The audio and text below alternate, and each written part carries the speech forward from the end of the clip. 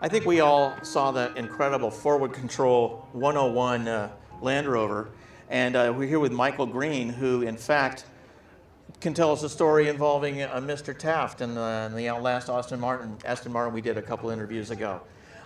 Amazing Land Rovers that we got here today, and Mr. Green is going to fill us in. Well, my name's Mike Green. We're from Livermore, California. We're talking about Aston Martin over here, which is a 57 Mark II. In England, it's called a fixed head coupe. We call it a notchback. And you guys just said you did an interview with the Tafts. Well, that car, when it was new, was my, whoop. Yeah, move your hand up. There we go. There we go. Okay. When that car was new, it became my father's company car, because my dad was a race mechanic at Aston Martin's through the 50s. My mother was a secretary of the racing department since 1949. And he became the resident engineer for America and Canada. And that was a company car. And in fact, I came home from the hospital when I was born in that car. So, and then yesterday we had a thing up in the museum for my mother. She passed away a couple weeks ago. And so we had the other company car inside the place last night. And the Taft car was outside, and along with my mother's Land Rover. So, yeah, I've been up to this eyeballs since I was, moments old. So in 1960, my dad joined the Rover Motor Company because Aston's office, believe it or not, was in San Leandro. And because that was the David Brown tractor office. And Case Tractor bought David Brown Tractor, so Dad lost his office. And they said, you have to go to King of Prussia. And he says, no, Doreen's not going in the snow. So that was the end of that. So the cars went, they got sold off, and Dad joined Rover. And so since I was 2 years old, I've been in every Land Rover you can think of, in it, on it, driving it. I have the oldest Land Rover shop in the western United States in Livermore. I worked for the factory twice. I worked for my dad, and then I worked for Land Rover North America as an engineer. But it's more fun working for yourself when you're racing motorcycles, because that was my main thing, was racing motorcycles, not being a corporate guy. Well, you're a cool guy. We know that. Tell us about the forward control concept. I mean, because a few of us have seen it, but not very many. Reminded me of the Pinsgauer first coming in. Well, the Pinsgauer actually dates after this. It's a, let's say, a poor German copy. and it's British and the Germans, right? So anyway, this was built for a military contract, which was part of NATO. And as you can see, this has got UK plates on it, but it's a left-hand drive.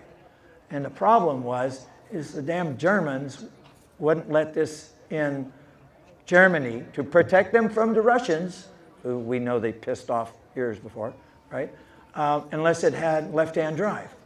And I thought, well, how stupid is that? The British government, the Prime Minister should have called up and said, we're not building left-hand drives to satisfy you because we're there to defend you. They're get right-hand drives or you don't get them. And you know what the Germans would have said, fine, we don't want them, right? And would have saved the British government a boatload of money, right? Say, fine, see you later. But anyway, so my friend of mine acquired this. We shipped it out here. It was kind of a funny project. It had been painted with a mop and a bucket, probably 5, 6 times. There's an old Army joke, right? If it moves, salute it. If it don't, paint it, right?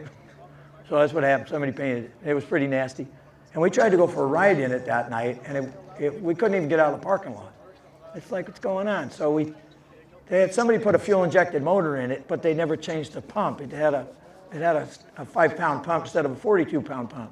So we shoved a pump in there real quick and went off down the road and it ran. So we ran it around for a while, and then we finally decided to restore it. So we had to strip the whole thing because everything was painted. All the galvanized trim, I mean, it was a mess. And so everything had to get stripped, take all the paint off, blast all the silver stuff, send it to openized galvanizers, and they'd strip it and then re-galvanize it. This is actually powder coat, it's not paint. But it's the same exact color. Get back to the first Land Rovers. All the first Land Rovers, when they built them, they only had two colors. The light green, which was cockpit green from the RAF fighter planes, or they had the outside green, which is this, which was on the Spitfires and the bombers. So Land Rover had gallons and gallons of this shit, hence the color. That's why it's got a shine to it, right? It might have looked better instead of camouflage, right? So this, if not Spitfire paint, it is descended from it. Yes, right, exactly, descended from it, yeah. The original Land Rover Series 1s in 48 was RAF-owned paint at the time, because they just had gallons of it, and the RAF didn't want it anymore, so Rover started painting their cars with this stuff. And I mean, everything, chassis, everything. They painted, all things were green. And it was like a Model T, Joe, right? Right? You can have any color you want as long as it's black, right? So this one we stripped. It doesn't have the original 3.5 liter in it. It was missing. It has a 3.9 injected. So we backdated that. But it's got a big wacky ISKI cam and a 500 CFM carburetor on it. It'll run down the freeway at about 75 miles an hour. It's kind of scary to drive at 75, but it'll do it. That's cool. So tell us about offroadexperience.com. Oh, well, Hand up. Yeah, there you go. What I got to do? Oh, okay. Special microphone. Yeah.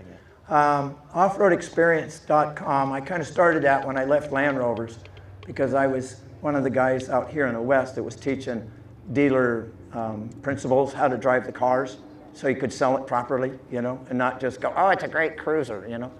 And so after that, I was doing dealer programs, and we thought, well, we'll just take on everybody. So I run this adventure company out of Nevada still, and we have the largest permit up there. But we also created in 1995 a thing called Nevada Trophy. I was the first American pick to go on Camel Trophy in '86, and didn't go because my sponsor called me up, who was Hap Jones, and says, I'm going to send you to Daytona. You want to go to Daytona? I said, yeah, I want to go to Daytona. So we took motorcycles, went to Daytona, and promptly won that first time out, which was cool. But I missed Camel Trophy only because I would be 8 hours behind. Somebody in England was making a fuss about it and said he had a pick, so I picked. Cool. All right. Well, awesome stories, Michael. Please come here to the Land Rovers up at the north end of the south lot, if that makes any sense. And